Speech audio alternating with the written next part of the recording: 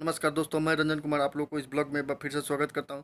दोस्तों, ये पार्ट 2 है। पिछला वीडियो जो मैं डाल रखा हूं उस वीडियो का पार्ट 2 है। मैं पिछले वीडियो में आपको बताया था कि कैसे ट्रेनिंग किया जाता है लड़का और लड़की में, मतलब ड्यूटी में लड़का और लड़की के बीच में कितना थोड़ा सा डिफरेंस जो होता है वो बताया था। छुट्टी कैसे जाएंगे, छुट्टी कितने दिन मिलता है वो है। मान लीजिए अगर रिलीगेट हो जाते हैं तो कितने दिन के बाद आपको फिर से ट्रेनिंग करने का मौका मिल जाएगा, या एक ही साथ अपना पूरा ट्रेनिंग निकाल लेना चाहते हैं एक ही बार में, उसके लिए भी थोड़ा सा टिप्स बताया था। अगर फिर से मैं बता रहा हूँ, पिछले वीडियो में मेरा मतलब जाइए मेरे चैनल पे, एसएसबी ट्यूटोरियल नाम से एक प्लेलिस्ट है। उस प्लेलिस्ट का थोड़ा वीडियो करके मतलब बहुत सारा 25 जैसे 20-25 वीडियो मैं डाल रखा हूँ।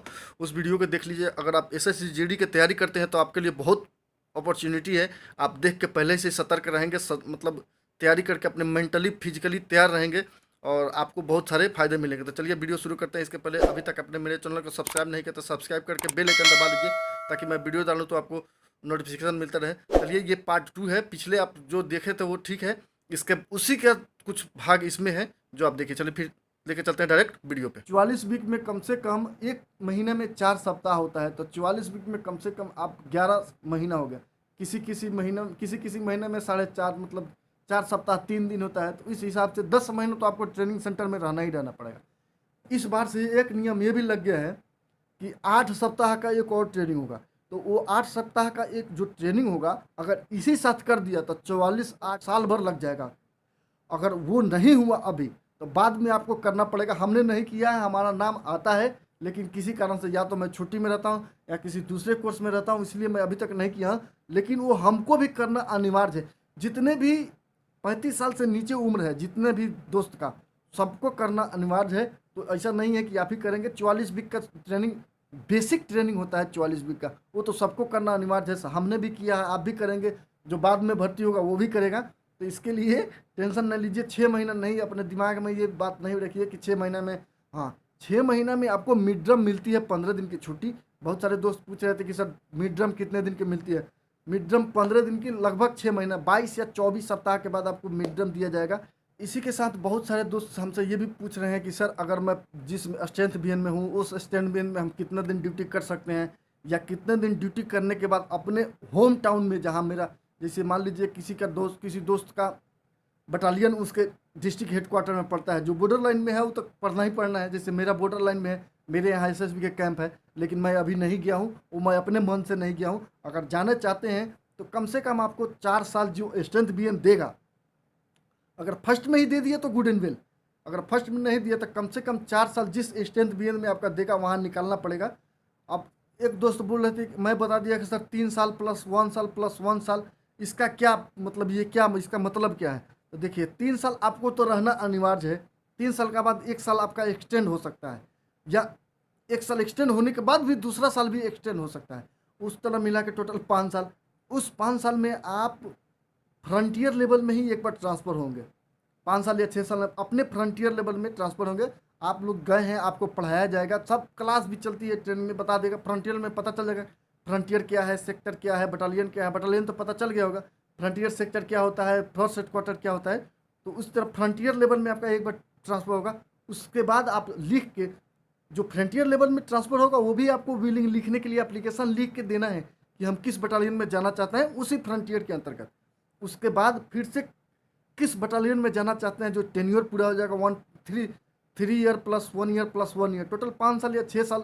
देखिए, एक्सटेंड हो सकता है, सरकारी काम है। आप एकदम हूबहू सोचिएगा कि 5 साल हम कंप्लीट करके अपने कहीं अपने चॉइस बटालियन में चले जाते हैं, इस तरह संभव नहीं हो सकता है। क्योंकि आपको भी पता है सरकारी काम कैसे होता है। जब आपका 5 साल पूरा होगा तब एप्लीकेशन मांगेगा, एप्लीकेशन लिख के वहाँ तक भेजिएगा, तब तो 6-7 महीना ऐसे ही निकल जाएगा। 2 महीने का तो टाइम देता है कि इधर 2 महीने के अंदर लिख के दीजिए। 2 महीने के बाद वहाँ पुटअप होगा। अब आपकी तरफ हज़ारों हज़ार आदमी देगा एप्लीकेशन, तो सब मैनेजिंग बैठाया जाएगा किसको कहाँ भेजे। उस तरह करते करते साल भर और निकल जाएगा। मतलब 6 से 7 साल आपको रहना ही पड़ेगा जहाँ आप स्ट्रेंथ बीएन में जा रहे हैं वहाँ पे। तो यही है strength 3 year plus 1 year plus 1 year का स्ट्रेटजी, बाकी कुछ नहीं है। इससे डरना नहीं है आपको। वहाँ भी जहाँ रहिएगा वहाँ पर इतना मतलब वहाँ पर लीन हो जाइएगा कि आपको मन ही नहीं करेगा अपने मतलब होम टाउन में जाने का। क्योंकि हमने आसाम में लगभग 7-8 साल बिताया है, वहाँ पे मन ही नहीं करता था कि वहाँ से आए। आते आते समय आँख से आंसू आना शुरू हो जाता है, उस तरह का हो जाता है। ट्रेनिंग खत्म होने के बाद आप लोग देखिएगा शुरू शुरू में जितना उस्ताद लोगों को मन ही मन गाली दीजिएगा, चलते समय आप लोग उस उस्ताद के लिए रोइएगा, पैर पकड़िएगा, बहुत सारे कुछ होगा, वो सब आपको मिलेगा। एक मेरी दोस्त है मनीषा मीना, बोल रही कि सर मैं दिल्ली पुलिस की तैयारी करती हूँ, अगर दिल्ली पुलिस के लिए छोड़ना चाहूँ तो क्या मैं छोड़ सकता हूँ? देखिए मेरी जानकारी के अनुसार, वैसे भी मैं जितना भी बोलता हूँ मैं अपने एक्सपीरियंस और जानकारी के अनुसार बोलता हूँ, मैं कहीं से रिसर्च या किसी से पूछने का मुझे मतलब अभी तक मौका नहीं मिला है। दिल्ली पुलिस भी आपको होम मिनिस्ट्री के अंतर्गत आता है। उसमें अगर सिपाही में जाना चाहते हैं तो आपको लीगली तो नहीं छोड़ेगा। आप इसमें भी सिपाही हैं, वहाँ भी सिपाही लीगली छोड़ेगा नहीं। मिनिस्ट्री भी एक है, अगर वो दूसरी मिनिस्ट्री होता तो थोड़ा देर के लिए सोचा जा सकता था कि हाँ मिनिस्ट्री अलग है, चलो उसमें थोड़ा ज़्यादा फैसिलिटी होगा इसलिए जाना चाहता है। मिनिस्ट्री एक होने से आपको छोड़ेगा नहीं, खास करके कांस्टेबल के लिए जाना चाहता है तो और नहीं छोड़ेगा। अगर कोई एसएसबी वाला बंदा बिहार पुलिस के लिए लीगली चाहे छोड़ने के लिए तो नहीं छोड़ सकता है, वो मतलब छोड़ेगा ही नहीं, एप्लीकेशन एक्सेप्ट ही नहीं होगा आपका। इलीगल तरीके की कोई तो बाउंड्री ही नहीं होता है। इलीगल चोर के लिए कोई बाउंड्री होता है? घर गया छोड़ दिया, नहीं आएंगे, क्या करेगा? बाकी 2 4 5 जो जो 1 2 साल कानूनी प्रक्रिया होगा उसके बाद अपने आप हार मान जाएगा, छोड़ दे, बोला जाओ क्या करना है। वही बात है, लीगली आप कांस्टेबल के लिए दिल्ली पुलिस हो चाहे स्टेट पुलिस हो आपको एसएसबी नहीं छोड़ेगी मेरे जानकारी के अनुसार। अब बाकी अगर हो सकता है अभी नियम चेंज हो जाएगा, आपका जो ट्रेनिंग ऑफिसर हो, आपके जो बटालियन का स्ट्रेंथ बटालियन का कमांडेंट साहब हो, वो मान ले कि हाँ चलो जाओ, आप जहाँ नौकरी करना चाहते हैं वहाँ जाओ, तो अलग बात है। लेकिन लीगली मैं जहाँ तक मेरे को पता है, लीगली आपको किसी भी स्टेट पुलिस के लिए, ये सिर्फ मीना जी के लिए नहीं है, सभी के लिए है। जो जिसके दिमाग में ये बैठ गया है कि अगर हम बिहार पुलिस में हो जाएगा, हमारा यूपी पुलिस में हो जाएगा, हम छोड़ के चले जाएंगे, हम महाराष्ट्र पुलिस में हो जाएगा, हम छोड़ के चले गए, तो इस तरह का नहीं हो सकता है। लीगली नहीं हो सकता है, अलीगल के लिए, इलीगल के लिए कोई बात नहीं है, वो आपके ऊपर, आप समझदार हैं हम क्या कहना चाहते हैं।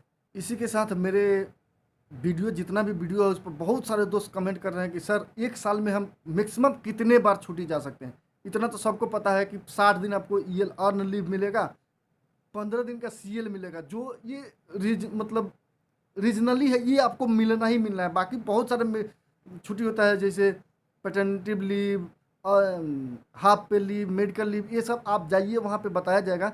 लेकिन जो लीव जो है, जो साल में काटा जाता है, 60 दिन ईएल 15 दिन सीएल।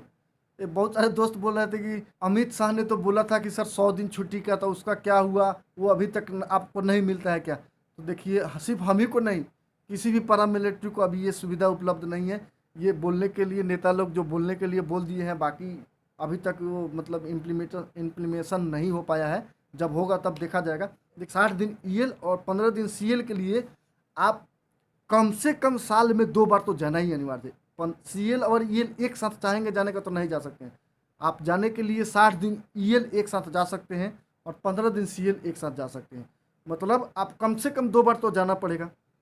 ज़्यादा से ज़्यादा जाने के लिए, ज़्यादा से ज़्यादा जाने के लिए अगर ज़रूरत हो तो ज़रूरत वाले 7 बार भी जाते हैं। खुद मैं 1 साल में 5 बार गया हूँ, बहुत मतलब 2016-17 की बात है, 5 बार मैं गया हूँ। और नहीं तो जनरली 1 साल में 3 बार अरे अब कितना, आप अगर मान लीजिए कि साल में अगर आप 7 बार छुट्टी जाना चाहते हैं तो हिसाब मिलेगी, तो कितना दिन के बाद आप जाना चाहते हैं? 1.5 महीना के बाद आपको जाना पड़ेगा। 1.5 महीने के बाद मतलब हर बार पे आएगा, उसके बाद छुट्टी चले जाएंगे, इस तरह थोड़ी होगा। अरे कुछ 2 4 5 महीने कमाइएगा तब ना घर जाता है आदमी। अब हर बार पे मिला चल दीजिए घर, पे मिला चल दीजिए घर, ये भी ठीक नहीं हो पाएगा। तो इसलिए कोशिश करना है। कोशिश क्या करना है, आपको जब जाइएगा तो पता चल जाएगा, उस तरह आपसे पूछा जाएगा कि अपना छुट्टी शेड्यूल बताइए, कब छुट्टी जाना चाहते हैं। उस हिसाब से कम आप साल में 3 बार, मतलब कम से कम 2 बार जा सकते हैं, लेकिन जनरली 3 बार। एक बार 1 महीना, 3 4 महीना के बाद एक बार 1 महीना, फिर 3 4 महीने के बाद 15 दिन। मतलब वो ये शेड्यूल अलग आगे पीछे हो सकता है, मतलब 30 दिन 15 दिन 30 दिन हो सकता है, या 15 दिन 30 दिन 30 दिन हो सकता है, या 30 दिन 30 दिन 15 दिन हो सकता है। इसमें कोई ये नहीं है कि पहले ही 30 दिन उसके बाद 15 दिन, वो अपने हिसाब से है आप क्या जाना चाहते हैं। तो कम से कम आप 2 बार मिलेगा, लेकिन 3 बार आप जाना ज़्यादा उचित रहेगा। मतलब कम से कम 3 महीने तो ड्यूटी करके जाइएगा ना, ज़्यादा बेटर रहेगा। मेरे हिसाब से तो ज़्यादा बेटर रहेगा, कम से कम 3 महीने ड्यूटी कीजिए, 1 महीना छुट्टी, 4 महीना, और इसी हिसाब से आप 3.5 महीने के बाद चले जाइए। मतलब पूरा साल आपका छुट्टी आराम से बीत जाएगा।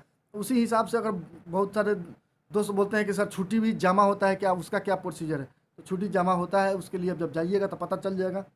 इसी हिसाब से इस स्ट्रेटजी के बाद जाइएगा ना कि हर 3 महीने के बाद हम छुट्टी जाना चाहते हैं, उस हिसाब से आपका छुट्टी 1 महीना आराम से जमा हो जाएगा। 2 साल में 1 महीना जमा हो जाएगा, मतलब 15, हर साल 15-15 दिन जमा हुए बहुत है।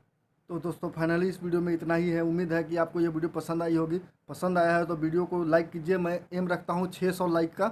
और अगर अभी तक आपने मेरे चैनल को सब्सक्राइब नहीं किया है और यहाँ तक देख लिया है तो सब्सक्राइब करके रख लीजिए। आपको कुछ ना कुछ जानकारी हमारे तरफ से, मेरे एक्सपीरियंस जो है वो आपको मिलता रहे। या तो आप ट्रेनिंग कर रहे हैं या आप एसएससी की तैयारी, एसएससी जीडी की तैयारी कर रहे हैं, आपको कुछ ना कुछ गाइडलाइन मेरी तरफ से मिलते रहेंगे। चलिए मिलेंगे अगली वीडियो में, तब तक के लिए नमस्कार, बाय बाय, जय हिंद।